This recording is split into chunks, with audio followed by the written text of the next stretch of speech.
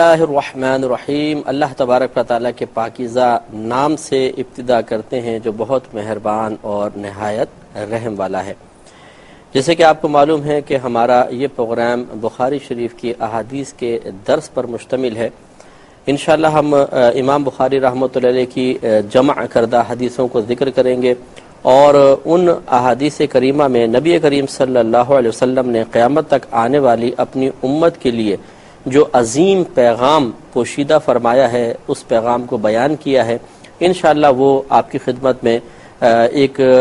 الگ طریقے سے عرض کیا جائے گا۔ الگ طریقے سے مراد یہ ہے کہ ہم ان کو صرف ایک پیغام کی حیثیت سے نہیں دیں گے، بلکہ ہم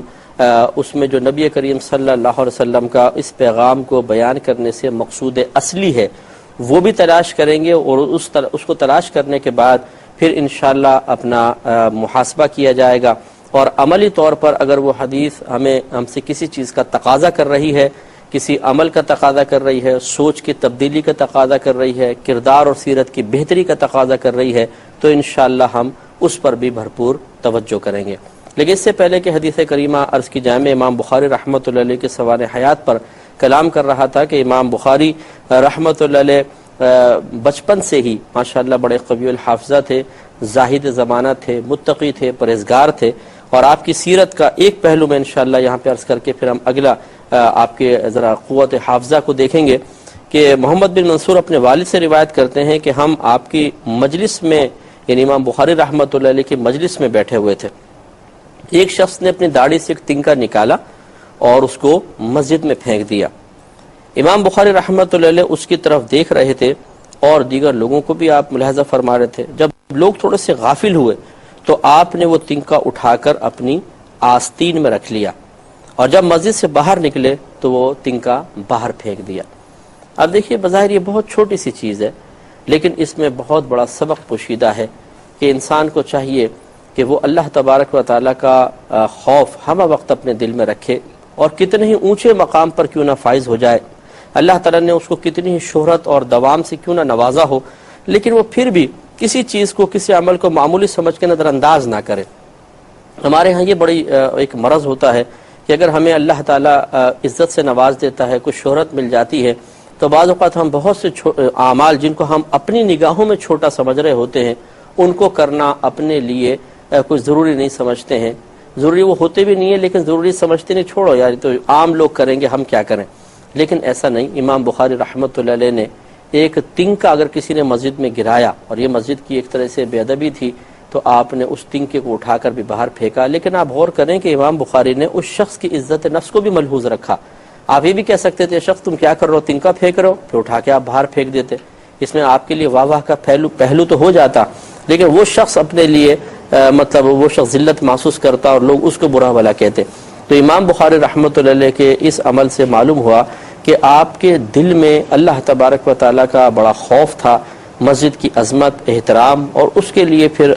مسلمان بھائی کی عزت و احترام کا جذبہ، اور اس کے لیے پھر ایک ایسا عمل اختیار کرنا کہ جس عمل کو اختیار کرتے ہوئے ایک بہت بڑا عالم دین، ایک بہت بڑے جو مطلب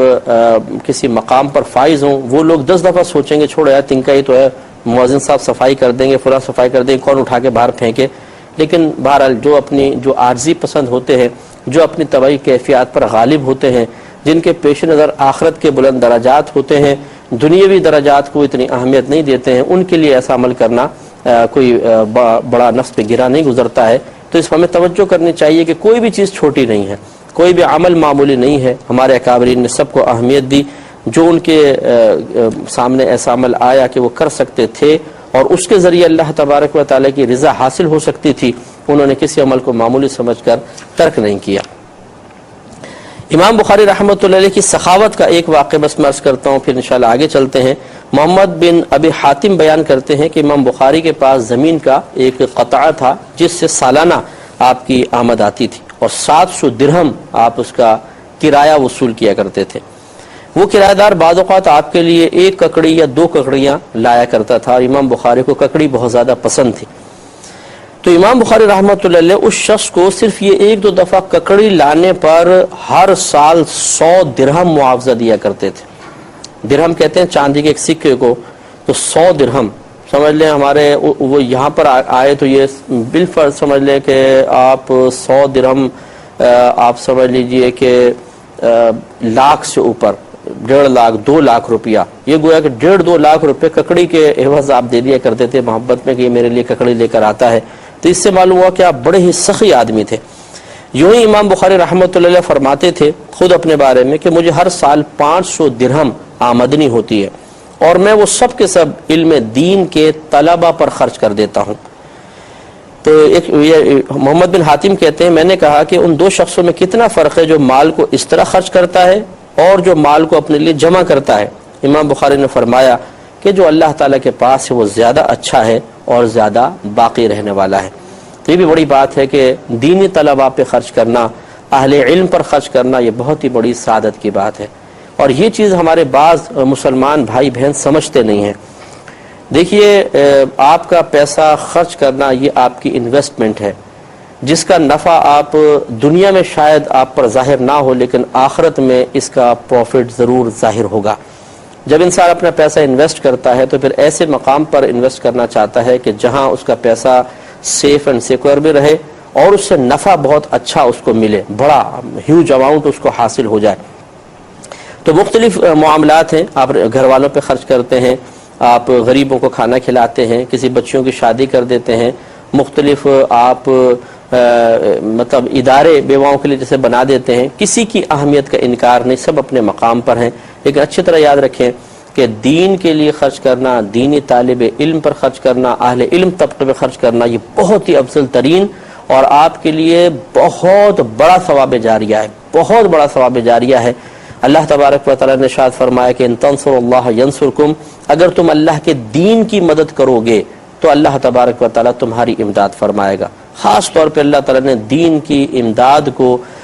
مقید کیا، یعنی اپنی امداد کو دین کی امداد کے ساتھ مقید کیا ہے، تو اس لیے کوشش یہ کیجئے کہ آپ جہاں پر بھی خرچ کریں اچھے کاموں میں ضرور خرچ کریں، لیکن اپنا کچھ پیسہ، ہمارا مشورہ یہ ہے کہ اہل علم طبقے بھی خرچ کریں، اور خصوصاً وہ دینی طالب علم جو ذہین فطین ہو، دین کو مخلص طور پر اخلاص کے ساتھ حاصل کر رہا ہے، اس پر خرچ کرنے کو اپنی سعادت سمجھیں کہ آپ کے لیے وہ ثواب جاریہ ہوگا جس کا آپ تصور بھی نہیں کر سکتے ہیں، کیونکہ وہ جتنا پڑھے گا، پھر جتنا لوگوں کو پڑھائے گا، جتنے مزید عالم بنائے گا، جتنی کتابیں لکھے گا، جتنے بیانات کرے گا، جتنے فتوے لکھے گا، ان سب کا ثواب آپ کے نام اعمال میں بھی لکھا جائے گا۔ اور یہ میں بارہا اپنے مختلف پروگرامز میں عرض کرتا رہتا ہوں کہ جتنے درجات کی بلندی علم کے ذریعے حاصل ہوتی ہے کسی اور چیز سے حاصل نہیں ہو سکتی ہے۔ ہمارے نبی کریم صلی اللہ علیہ وسلم تمام انبیاء علیہ السلام سے افضل ہیں، حالانکہ بہت سے انبیاء علیہ السلام نے آپ سے بہت زیادہ بڑی عمر پائی ہے اور اپنی پوری عمر اللہ تعالیٰ کی اطاعت اور تبلیغ دین میں صرف کی ہے۔ جیسے حضرت نوح علیہ السلام کی عمر مبارکہ ہی 950 سال، تبلیغ کی عمر لکھی ہے 950 سال، کتنی زیادہ آپ نے تبلیغ فرمائی اور اس میں کتنی عبادات، ریاضات، مجاہدے ہوں گے، لیکن کیا نبی کریم صلی اللہ علیہ وسلم سے آپ کا مقام و مرتبہ زیادہ ہو سکتا ہے؟ یقیناً نہیں۔ تو نبی کریم صلی اللہ علیہ وسلم کے مقام و مرتبے کی بلندی کا سبب اصلی تو اللہ تبارک و تعالیٰ ہی ہے۔ اللہ تعالیٰ نے آپ کو مقام دے دیا اور وہ اس مقام کو عطا فرمانے کے سلسلے میں کسی وسیلے کا محتاج نہیں ہے، لیکن اگر سبب ظاہری پر نگاہ ڈالی جائے تو علماء بالاتفاق کہتے ہیں کہ نبی کریم صلی اللہ علیہ وسلم کے تمام مخلوقات پر افضل ہونے کی اصل وجہ آپ کا علم مبارکہ ہے، جس کا ثبوت شب معراج کو ہوا کہ جب نبی کریم صلی اللہ علیہ وسلم مسجد حرام سے مسجد اقصی تشریف لے گئے، تمام انبیاء علیہ السلام وہاں موجود تھے اور وہاں آپ میں سے باقاعدہ کوئی امام مقرر نہیں تھا، اور قاعدہ قانون یہی ہوتا ہے کہ جب کہیں پر کوئی امام مقرر نہ ہو تو امامت کا حقدار وہ شخص ہوتا ہے جو علم میں سب سے زیادہ ہوتا ہے۔ تو تمام انبیاء علیہ السلام، ان میں آدم علیہ السلام بھی ہیں، ان میں ابراہیم علیہ السلام ہیں، اسماعیل علیہ السلام ہیں، نوح علیہ السلام ہیں، تو آدم علیہ السلام سب کے والد،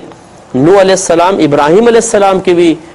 جد امجد ہیں اور آپ کی نسل سے ابراہیم علیہ السلام ہے، اور ابراہیم علیہ السلام نبی کریم صلی اللہ علیہ وسلم کے جد امجد اسماعیل علیہ السلام سرکار انہی کی نسل سے ہیں، لیکن وہ سب پیچھے کھڑے ہوئے اور نبی کریم صلی اللہ علیہ وسلم نے آگے بڑھ کر نماز پڑھائی۔ اس سے یہ معلوم ہوا کہ علم کی بڑی اہمیت ہے اور علم سے وہ مقام حاصل ہوتا ہے جو کسی اور عمل سے حاصل نہیں ہو سکتا ہے، لہٰذا تحصیل علم میں جو لوگ مشغول ہیں ان کی خدمت کرنا بہت ہی بڑی سعادت کی بات ہے۔ گویا کہ ایک ایسے وصف کے حصول کے سلسلے میں، تحصیل کے سلسلے میں آپ خرچ کر رہے ہیں کہ جو اس شخص کو وہ مقام دلوائے گا جو مقام بہت سے اپنی عبادات اور ریاضات سے حاصل نہیں کر سکتے۔ جب وہ ایک اعلیٰ مقام پائے گا تو یقینی سی بات ہے کہ میدان محشر میں آپ کو بھی اس کا بہترین نفع ملے گا۔ جیسے کہ سید دو عالم صلی اللہ علیہ وسلم ارشاد فرماتے ہیں کہ میدان محشر میں علماء اور شہداء کو بلایا جائے گا۔ اللہ تبارک و تعالیٰ شہداء سے فرمائے گا تم جنت میں جاؤ، اور علماء سے فرمائے گا تم ٹھہر جاؤ اور لوگوں کی شفاعت کرو۔ اس وقت آپ کا یہ خدمت کا جذبہ، آپ کی خدمات کے سلسلے میں عملی اقدامات کس قدر آپ کے لیے نافع ہوں گے، یہ انشاءاللہ وہیں پتہ چلے گا۔ تو بہرحال امام بخاری رحمۃ اللہ علیہ طلبہ پر خرچ کرتے تھے، یہ آپ کا بہت ہی پیارا عمل ہے، اور اس طرح ہمیں بھی کوشش کرنی چاہیے۔ آپ کی کچھ حفظ کے بارے میں عرض کرتا ہوں، کچھ آپ کی ذہانت اور فطانت کے بارے میں چند باتیں آپ سماعت فرمائیں، اور ہماری عقل حیران رہ جاتی ہے کہ کس طریقے سے امام بخاری رحمۃ اللہ علیہ کو اللہ تعالیٰ نے ایک عظیم وصف سے نوازا اور آپ نے اس کا اظہار کیا۔ واقعی یہ چیز عقل میں آنے والی نہیں ہے۔ جعفر بن محمد القطان بیان کرتے ہیں کہ امام بخاری رحمۃ اللہ علیہ نے مجھے بتایا کہ میں نے 1000 سے زیادہ شیوخ سے احادیث لکھی ہیں۔ شیوخ شیخ کی جمع ہے، اور شیخ اس شخص کو کہتے ہیں کہ جسے کسی فن میں مہارت کاملہ حاصل ہو۔ جیسے حدیث میں اگر شیخ کہیں گے تو اس شخص کو شیخ کہیں گے کہ جو حدیث کے فن میں مہارت تامہ رکھتا ہو۔ اگر کسی کو فقہ کا شیخ کہیں گے یا تفسیر کا شیخ کہیں گے تو اس کا مطلب ہے کہ وہ اس میں مہارت کاملہ رکھتا ہے۔ تو 1000 شیوخ سے آپ نے حدیثیں لکھی ہیں، اور فرماتے ہیں کہ ہر شیخ سے 10,000 سے زیادہ احادیث میں نے جمع کی، اور میں ہر حدیث کی سند ذکر کر سکتا ہوں۔ یعنی گویا کہ 10,000 حدیثیں آپ کو، یعنی 1000 شیوخ اور ہر ایک سے آپ نے 10,000 حدیثیں لی ہیں، اور سب کی سندیں آپ کے ذہن میں موجود۔ آپ اندازہ کریں کہ کس قدر آپ کو اللہ تبارک و تعالی نے قوت حافظہ سے نوازا تھا۔ محمد بن ابو حاتم الوراق بیان کرتے ہیں کہ میں نے حاشد بن اسماعیل اور دوسروں سے بھی یہ بات سنی ہے کہ امام بخاری ہمارے ساتھ بچپن میں مشائخ بصرہ کے پاس جاتے تھے، اور وہ احادیث لکھتے نہیں تھے، یعنی امام بخاری جاتے بس سنتے بیٹھ کر، یہ سب لکھتے تھے۔ حتیٰ کہ کافی دن گزر گئے تو ایک دن ہم نے ان سے کہا کہ آپ ہمارے ساتھ جاتے ہیں اور لکھتے نہیں ہیں، کیا وجہ ہے؟ آپ آگے چل کے کریں گے کیا؟ یعنی ان لوگوں نے اس طرح گمان کیا کہ کچھ لکھتے تو ہے نہیں، بیٹھ کے خالی سنتے رہتے ہیں، اب آگے چل کے جب ان کے ذہن میں کچھ رہے گا نہیں، تھوڑا بہت تو ابھی شاید رہ جائے تو پھر یہ پچھتائیں گے۔ تو پوچھا کہ آپ آگے چل کے کریں گے کیا؟ یہ کہتے ہیں کہ 16 دن گزر جانے کے بعد امام بخاری نے کہا کہ تم نے مجھ سے لکھنے کے متعلق بہت اصرار کیا تھا نا، جاؤ تم اپنی لکھی ہوئی حدیثیں میرے پاس لے کر آؤ۔ تو کہتے ہیں کہ ہم سب اپنی اپنی حدیثیں آپ کے پاس لے کر آئے۔ امام بخاری رحمۃ اللہ علیہ نے ان میں سے 15,000 حدیثیں زبانی بیان کر دیں، 15,000 حدیثیں، اور کہا کہ تم یہ سمجھتے ہو کہ میں فضول یہاں آتا ہوں اور اپنا وقت ضائع کرتا ہوں؟ تو کہتے ہیں کہ ہم نے جان لیا کہ امام بخاری رحمۃ اللہ علیہ سے آگے کوئی نہیں بڑھ سکتا۔ 15,000 حدیثیں، ہمیں 15 حدیثیں یاد نہیں رہتی کیونکہ ہمارے حافظے بہرحال کمزور ہو گئے ہیں، کچھ گناہوں کا وبال بھی ہے کہ گناہوں سے حافظہ بڑا کمزور ہو جاتا ہے۔ ہمارے اکابرین چونکہ خوف خدا رکھتے تھے، گناہوں سے بچتے تھے، اس کی ایک نورانیت اور برکت یہ حاصل ہوتی تھی کہ حافظہ بہت قوی تھا۔ ہمارا حافظہ اس لیے کمزور ہے کہ ہم گندی باتیں سوچتے ہیں، بری باتوں پہ غور و تفکر کرتے ہیں، بری باتیں سنتے ہیں، بری باتیں دیکھتے ہیں، برے لوگوں کی صحبت میں رہتے ہیں۔ یہ تمام چیزیں آخر دماغ پہ ایفیکٹ ڈالتی ہیں مختلف قسم کا، پھر عادتیں بعض اوقات بہت خراب قسم کی ہوتی ہیں، تو پھر حافظے کیا کام کریں گے؟ تو حافظہ ایک تو اللہ تعالیٰ کا یہ گاڈ گفٹڈ بھی ہوتا ہے، خدا داد صلاحیت ہوتی ہے، اللہ تبارک و تعالیٰ کا ایک عظیم الشان اپنی طرف سے انعام ہوتا ہے، اور بعض اوقات انسان ظاہری اسباب سے بھی اس میں تقویت پیدا کر لیتا ہے۔ تو اگر ہمیں اللہ تعالیٰ کی طرف سے براہ راست ایسا قوت حافظہ نہیں بھی ملا تو ہم اپنی عملی کوشش سے اس کو بڑھا سکتے ہیں، لیکن ہم تو اس کو کم کرنے کی کوشش میں لگے رہتے ہیں۔ ایک مرتبہ یہ محمد بن حاتم بیان کرتے ہیں کہ ان سے کافی ساری روایات ہیں، یہ کہتے ہیں کہ اسحاق بن ابراہیم سے کسی نے سوال کیا کہ ایک آدمی نے بھولے سے اپنی زوجہ کو طلاق دے دی تو کیا حکم ہوگا؟ وہ کافی دیر تک غور کرتے رہے، اس کا جواب نہ دے سکے۔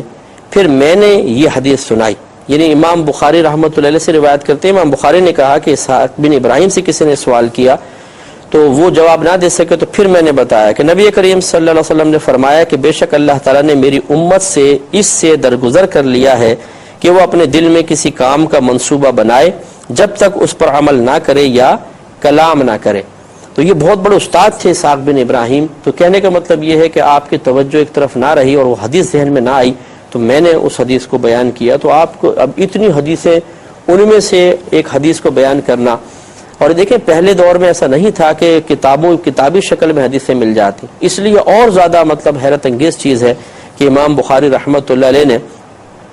اپنے ذہن کے اندر اس حدیثوں کو جمع کر کے رکھا اور بروقت بیان کیا۔ بہرحال یہ فقہ حنفی کے مطابق یہ روایت نہیں ہے، مطلب ہمارا فقہ حنفی میں احناف کا موقف کچھ اور ہے، اگر کوئی بھولے سے بھی طلاق دیتا ہے تو واقع ہو جاتی ہے۔ یہ بہرحال ایک حدیث کے حوالے سے یہ لکھنا تھا تو میں نے آپ کو بتایا۔ محمد رحمۃ اللہ علیہ بزرگ ہیں، انہوں نے کہا کہ امام بخاری نے مجھے بتایا کہ مجھے 1,00,000 احادیث صحیحہ حفظ ہیں، صحیح حدیثیں 1,00,000، اور 2,00,000 احادیث غیر صحیحہ میں نے یاد کی ہوئی ہیں۔ یہ طبقات شافعیہ کے اندر یہ روایت نقل ہے کہ 1,00,000 تو صحیح حدیثیں، صحیح حدیث اسے کہتے ہیں، میں نے جس سے ابھی تھوڑا ایک دو پروگرام پہلے بھی آپ کو بتایا تھا کہ جس کے بیان کرنے والے جن کو راوی کہتے ہیں سب کے سب نیک ہوتے ہیں، پرہیزگار، متقی، قوی الحافظہ، بے مروتی والے کاموں سے بچنے والے، عادل، باشرع، گناہوں سے بچنے والے، کبھی جھوٹ ان سے منقول نہیں ہوتا ہے۔ تو 1,00,000 ایسی حدیثیں آپ کو الگ یاد ہیں، صحیح حدیثیں، اور 2,00,000 حدیثیں غیر صحیحہ کہ جن کے راویوں میں تھوڑا بہت کسی میں حافظے کی کمی ہے، کسی میں تقوی کی کمی ہے، کوئی پرہیزگاری میں، کوئی بے مروتی والے کاموں میں مشغول پایا گیا، اس طرح کی 2,00,000 حدیثیں۔ تو 3,00,000 حدیثیں تو آپ نے بیان کی، اور خالی یہ نہیں کہ تھوڑا تھوڑا ٹکڑا حدیث کا، یہ پوری سند کے ساتھ امام بخاری رحمۃ اللہ علیہ کو یاد ہوا کرتی تھی۔ تو اس سے معلوم ہوا کہ امام بخاری رحمۃ اللہ علیہ کا بڑا زبردست حافظہ تھا، اور اللہ تعالیٰ نے آپ کو عظیم حافظے سے نوازا۔ اللہ تعالیٰ ہمیں بھی اس سے حصہ عطا فرمائے۔ ایک اسی سلسلے میں ایک امتحان کا میں ذکر کرتا ہوں، پھر انشاءاللہ اختتام کی طرف لے کر آئیں گے، کہ حافظ احمد بن عدی بیان کرتے ہیں کہ جب اہل بغداد کو معلوم ہوا کہ امام بخاری رحمۃ اللہ علیہ بغداد آ رہے ہیں تو وہاں کے محدثین نے امام بخاری کا امتحان لینے کے لیے 100 احادیث کے متون اور اسناد میں رد و بدل کر دیا۔ متن کہتے ہیں، جب حدیث آپ بیان کریں گے اس کو متن کہتے ہیں، اور جو سلسلہ روات ہوتا ہے اس کو بیان کرنے والے اس کو سند سے تعبیر کرتے ہیں۔ تو جو حدیث کا مضمون ہے متن، اس کی جمع متون ہے، اور جو یہ سند ہے اس کی جمع اسناد ہوتی ہے۔ تو 100 حدیثیں لی، ایک حدیث کا ٹکڑا اس میں ملا دیا، اس کے یہاں ملا دیا، پھر جو راوی تھے بدل دیے، ان کا ادھر کے ادھر ڈال کے 100 حدیثیں ایسی گڑ مڑ کر دیں، اور ایک حدیث کی سند کو دوسری حدیث کے ساتھ اور پہلی والی حدیث کی سند کو دوسری کے ساتھ لگا دیا۔ اس طرح 100 احادیث کے متن اور سند الٹ پلٹ کر رکھ دیے، اور 10 آدمیوں کا انتخاب کر کے ہر ایک کو 10 حدیثیں دے دیں، اور کہا کہ یہ امام بخاری سے سوال کرنا۔ جب آپ بغداد میں داخل ہوئے تو اہل بغداد نے آپ کے اعزاز میں ایک عظیم الشان مجلس مذاکرہ منعقد کی، جس میں علماء بھی تھے، عمراء، عوام کی بہت بڑی تعداد تھی۔ اب طے شدہ پروگرام کے مطابق ایک شخص کھڑا ہوا کہ جی ہم آپ سے کچھ حدیثیں میں بیان کرنا چاہتا ہوں، ہمیں بتائیے کیا آپ ان حدیثوں کو جانتے ہیں یا نہیں۔ تو دیکھیں، ایک تو ہوتا ہے کہ آپ حدیث سنائیں، یہ بھی امتحان ہے، ایک ہے میں غلط چیز بیان کروں اور پوچھوں کہ آپ کو یہ چیز معلوم ہے، اور آپ غور کریں کہ یار یہ غلط چیز تو میرے ذہن میں نہیں آ رہی، یعنی ایسا تو نہیں ہے، دوسرے طریقے سے ہے، تو آپ کہیں کہ نہیں میں نے تو اس کو سنا ہی نہیں ہے، یہ آپ کیا بیان کر رہے ہیں۔ تو انہوں نے پھر اسی طرح جب کیا کہ ایک آدمی کھڑا ہوا، اس نے کہا میں حدیث عرض کرتا ہوں، آپ نے فرمایا سناؤ، اس نے ایک حدیث سنائی، وہی جو گڑبڑ کی ہوئی تھی۔ امام بخاری نے فرمایا کہ میں نے ایسی کوئی روایت نہیں سنی۔ دوسری بیان کی، آپ نے انکار کیا، تیسری بیان کی، اس طرح پورے کے پورے 100 نے بیان کی، اور آپ ہر مرتبہ انکار کرتے رہے۔ اب جو عوام تھی بیچاری وہ پریشان کہ امام بخاری نے تو حدیثیں نہیں سنی ہوئی، لیکن جو علماء طبقہ تھا جو امتحان لینا چاہتے تھے وہ اشش کر اٹھے کہ واقعی اللہ تعالیٰ نے آپ کو زبردست قوت حافظہ عطا فرمائی، اور اسی پر بس نہیں کیا، پھر امام بخاری رحمۃ اللہ علیہ ان کے بعد کھڑے ہوئے اور آپ نے پوری کی پوری 100 حدیثوں کی وہ غلط سند پہلے سنائی کہ تم نے یہ بیان کی غلط، صحیح یہ ہے، پھر دوسری حدیث بیان کی کہ تم نے یہ سنائی تھی غلط، صحیح یہ ہے، پوری کی پوری بیان کی، تو لوگ آپ کی علمیت کے قائل ہوئے۔ اللہ تعالی ہمیں بھی اس حافظے میں سے حصہ عطا فرما دے، آمین۔ وآخر دعوانا ان الحمد للہ رب العالمین۔ اے اللہ دین تیرا ہم پہ احسان، تکمیل انسانی